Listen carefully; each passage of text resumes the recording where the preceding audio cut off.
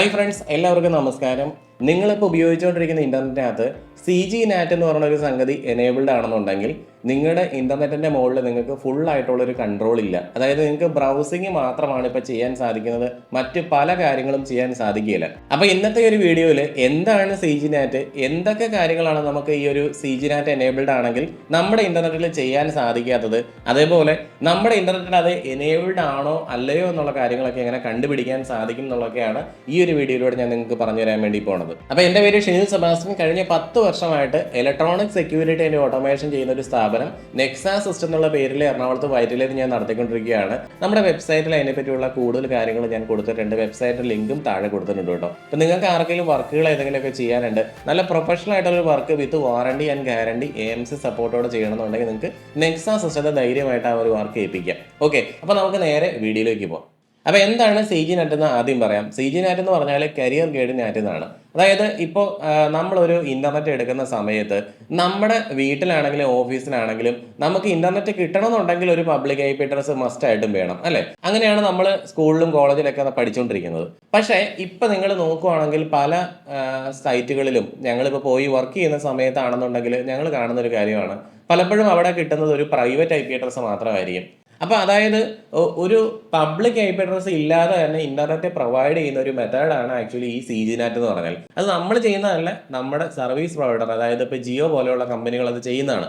അവരെന്താണെന്ന് വെച്ചാൽ അവരുടെ റൗട്ടറിൻ്റെ ഉള്ളിൽ ഒരു നാറ്റ് എനേബിൾ ചെയ്യും. അതിനെയാണ് CG NAT എന്ന് പറയുന്നത്. അപ്പോൾ ഒരു പബ്ലിക് IP അഡ്രസ് വെച്ചുകൊണ്ട് അവർക്ക് ഒന്നിൽ കൂടുതൽ വീടുകളിലേക്ക് അല്ലെങ്കിൽ ഒന്നിൽ കൂടുതൽ വ്യക്തികൾക്ക് ഇൻ്റർനെറ്റ് പ്രൊവൈഡ് ചെയ്യാൻ സാധിക്കും. അപ്പോൾ പണ്ട് ഞാൻ CCNA പഠിപ്പിച്ചുകൊണ്ടിരുന്ന സമയത്ത് ഞങ്ങൾക്ക് DDNS ഒക്കെ ചെയ്ത് കാണിക്കാൻ പറ്റുമായിരുന്നു. അതുപോലെ തന്നെ പോർട്ട് ഫോർവേഡിങ് ചെയ്ത് കാണിക്കാൻ പറ്റുമായിരുന്നു. അതുപോലെ തന്നെ സൈറ്റ് ടു സൈറ്റ് VPN ചെയ്ത് കാണിക്കാൻ പറ്റുമായിരുന്നു. പക്ഷേ ഇതൊന്നും ഇപ്പം നമ്മുടെ ഈ ഒരു CG NAT എനേബിൾഡ് ആയിട്ട് വരുന്ന ഈ ഒരു ഇൻ്റർനെറ്റ് ഉപയോഗിച്ചുകൊണ്ട് നമുക്ക് ചെയ്യാൻ സാധിക്കില്ല. അപ്പോൾ എന്താണ് CG NAT നിങ്ങൾക്ക് മനസ്സിലായി. അത് ഒരു ISP, അതായത് നമ്മുടെ ഇൻ്റർനെറ്റ് സർവീസ് പ്രൊവൈഡർ അവരുടെ റൗട്ടറിൻ്റെ ഉള്ളിൽ എനേബിൾ ചെയ്യുന്ന ഒരു മെക്കാനിസമാണ്. ഓക്കെ, അപ്പം അത് വന്നു കഴിഞ്ഞാൽ ഞാനിപ്പോൾ പറഞ്ഞ പോലെ DDNS നമുക്ക് വർക്ക് ആവില്ല, അതുപോലെ പോർട്ട് ഫോർവേഡിങ് ചെയ്യാൻ സാധിക്കുകയില്ല, അതുപോലെ തന്നെ നമുക്ക് സൈറ്റ് ടു സൈറ്റ് VPN ചെയ്യാൻ സാധിക്കുകയില്ല, അങ്ങനെ പല കാര്യങ്ങളും ചെയ്യില്ല. ഇപ്പോൾ കുറച്ച് ദിവസങ്ങൾക്ക് മുമ്പ് TP-Linkന്റെ ഒക്കെ ഗേറ്റ് വേ യൂസ് ചെയ്തുകൊണ്ട് ചില വെബ്സൈറ്റുകൾ URL ഫിൽറ്ററിങ് വഴി ബ്ലോക്ക് ചെയ്യുന്നതും, അതുപോലെ തന്നെ നമ്മുടെ കുട്ടികളുടെയൊക്കെ ഇൻ്റർനെറ്റിനെ നമുക്ക് കൺട്രോൾ ചെയ്യാനൊക്കെ പറഞ്ഞുകൊണ്ട് വീഡിയോ പോസ്റ്റ് ചെയ്തിട്ടുണ്ടായിരുന്നു. അതായത് നമുക്ക് ഇൻസ്റ്റാഗ്രാം, ഫേസ്ബുക്ക് ഒക്കെ പോലെയുള്ള സൈറ്റുകളൊക്കെ ഒരു പർട്ടിക്കുലർ ടൈമിൽ മാത്രമായിട്ട് നമുക്ക് അലോ ചെയ്യാനും അതുപോലെ തന്നെ ഡിസേബിൾ ചെയ്യാനൊക്കെ പറ്റുമെന്നൊക്കെ ഞാൻ അന്ന് ആ വീഡിയോയിൽ പറഞ്ഞായിരുന്നു. അപ്പോൾ അങ്ങനെയുള്ള കാര്യങ്ങളൊക്കെ നമുക്ക്, അതായത് കുറച്ചുകൂടെ ഡീപ്പായിട്ട് നമുക്ക് നമ്മുടെ ഇൻ്റർനെറ്റിനെ സമീപിക്കാൻ സാധിക്കുന്ന ആ ഒരു പരിപാടി യഥാർത്ഥത്തിൽ ഈ CG NAT എനേബിൾഡ് ആയിട്ട് വരുന്ന ഇൻ്റർനെറ്റിൽ നമുക്ക് ചെയ്യാൻ സാധിക്കില്ല കേട്ടോ. ഞാൻ ആ ഒരു വീഡിയോയിൽ അത് പറയാൻ വിട്ടുപോയി. ഇപ്പോൾ ഇത് മാത്രമല്ല, നമുക്കിപ്പം നമ്മുടെ ഹിക്യൂഷൻ്റെയോ അല്ലെങ്കിൽ TP-Linkന്റെയോ അല്ലെങ്കിൽ മറ്റ് പ്രാമയുടെ ഒക്കെ ക്യാമറ നമ്മൾ വെച്ചിട്ടുണ്ടെന്നുണ്ടെങ്കിൽ അവരുടെ ക്ലൗഡ് സർവീസ് യൂസ് ചെയ്യാതെ നേരത്തെയൊക്കെ നമുക്ക് DDNS ഒക്കെ ഉപയോഗിച്ചുകൊണ്ട് ഫ്രീ ആയിട്ടുള്ള പല സർവീസുകൾ യൂസ് ചെയ്തുകൊണ്ടും നമ്മുടെ ഫോണിലേക്കും ലാപ്ടോപ്പിലൊക്കെ റിമോട്ടായിട്ട് നമുക്കത് വ്യൂ ചെയ്യുന്ന രൂപത്തിലാക്കാൻ പറ്റുമായിരുന്നു.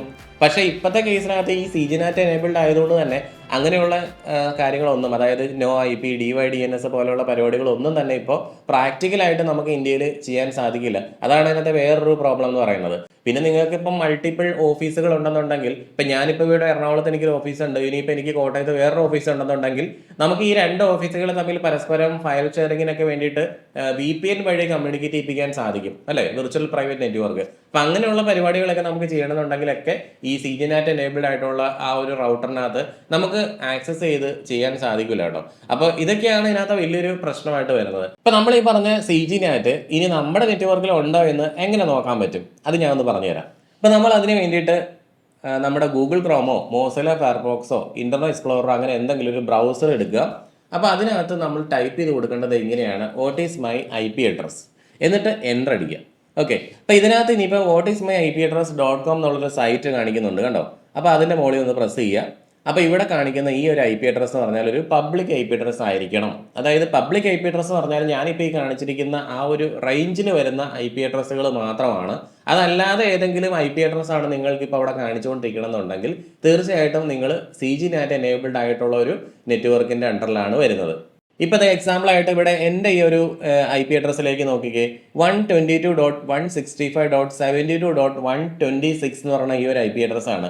ഇത് യഥാർത്ഥത്തിൽ വരുന്നത് ഒരു പബ്ലിക് IP അഡ്രസ് തന്നെയല്ലേ? നമ്മുടെ ഈ ഒരു റേഞ്ചിൻ്റെ ഉള്ളിലല്ലേ ഈ ഒരു IP അഡ്രസ്സ് വരുന്നത്. അപ്പോൾ എനിക്ക് CG NAT എനേബിൾഡ് അല്ല.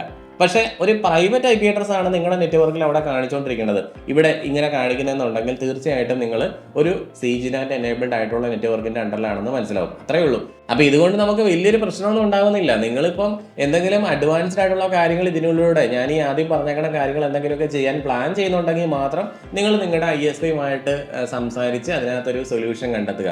നമ്മുടെ നെറ്റ്വർക്കിനകത്ത് നമുക്ക് ഒരു സെറ്റിംഗ്സും മാറ്റിയതുകൊണ്ട് ഒരു പ്രയോജനവും നമുക്ക് കിട്ടാൻ വേണ്ടി പോകുന്നില്ല. കാരണം അത് അവരുടെ റൗട്ടറിലാണ് അവർ ആ ഒരു സെറ്റപ്പ് ചെയ്ത് വെച്ചേക്കുന്നത്. അപ്പോൾ അവരോട് പറഞ്ഞു കഴിഞ്ഞാൽ അവരത് തീർച്ചയായിട്ടും മാറ്റി തരാനുള്ള ചാൻസസ് കാണുന്നുണ്ട്. ഇല്ലെങ്കിൽ നമ്മൾ സർവീസ് പ്രൊവൈഡർ മാറ്റുക എന്നുള്ളത് മാത്രമേ നമുക്കൊരു പോംവഴിയായിട്ടുള്ളൂ. ഓക്കെ, അപ്പോൾ ഈ ഒരു വീഡിയോ നിങ്ങൾക്ക് തീർച്ചയായിട്ടും ഉപകാരപ്പെട്ടെന്നാണ് വിചാരിക്കുന്നത്. ഉപകാരപ്പെട്ട് കഴിഞ്ഞാൽ ഒന്ന് ലൈക്ക് അടിക്കുക. അതുപോലെ തന്നെ എന്തെങ്കിലും സംശയങ്ങളുണ്ടെങ്കിൽ കമൻറ്റ് ബോക്സിൽ എഴുതി വെക്കുക.